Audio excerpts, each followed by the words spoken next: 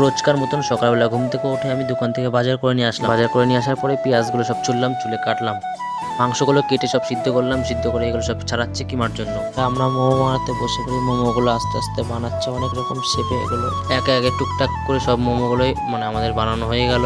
সব রকম মোমোর শেপ এখানে আছে। শেষ কাজ থেকে আমাদের সেই কুরকুরে মোমোগুলো কর্নফ্লেক্সের মধ্যে সব দিয়ে কুরকুরে মোমোগুলো সব নাড়াচাড়া করার পরে এই মোমোগুলো আমি একটা ট্রের উপরে রাখছি। ট্রের উপরে রাখার পরে আস্তে আস্তে সব কটা মোমোর গায়ে যখন কর্নফ্লেক্সগুলো সব লাগানো হয়ে গেলো, সেই সময়টায় আমি ছোট্ট গরম করতে আমি উনুনে দিয়ে দিই। যখন আমার সব কটা মোমো একবারে কমপ্লিট হয়ে যায়, আমি সব কটা মোমো একে একে আস্তে আস্তে ফ্রাই করতে লাগলাম। ফ্রাই করার পরে কটা মোমোগুলো গায়ের থেকে তেল ঝরিয়ে সেইগুলো আমি একটা ঝুড়ির মধ্যে রেখে দিই। দেওয়ার পরে সব কটা মোমো আস্তে আস্তে ফ্রাই কমপ্লিট হয়ে গেল। দাদা মোমোর দোকানটি নিয়ে সন্ধ্যাবেলা চলে গেল। সন্ধ্যাবেলা চলে যাওয়ার পরে আমি মোটামুটি 8:30 নাগাদ আমি দোকানে গেলাম। দোকানে যাওয়ার পরে আমি দাদার সঙ্গে ছিলাম। দোকানে আসার পরে থেকে দোকানে প্রচন্ড ভিড়, তার জন্য আমি রাস্তার এই পার থেকে আমি দোকানটি ভিডিও করি।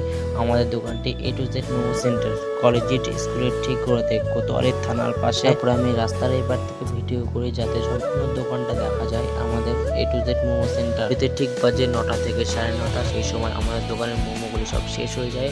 তারপরে আমি আর দাদা দুইজন মিলে দোকান আস্তে আস্তে গোটাতে শুরু করি। দোকানটা গুটিয়ে আমরা তারপর বাড়ির দিকে রওনা দিই। আমাদের মোমো দোকানে একটি নতুন আইটেম কম্বো।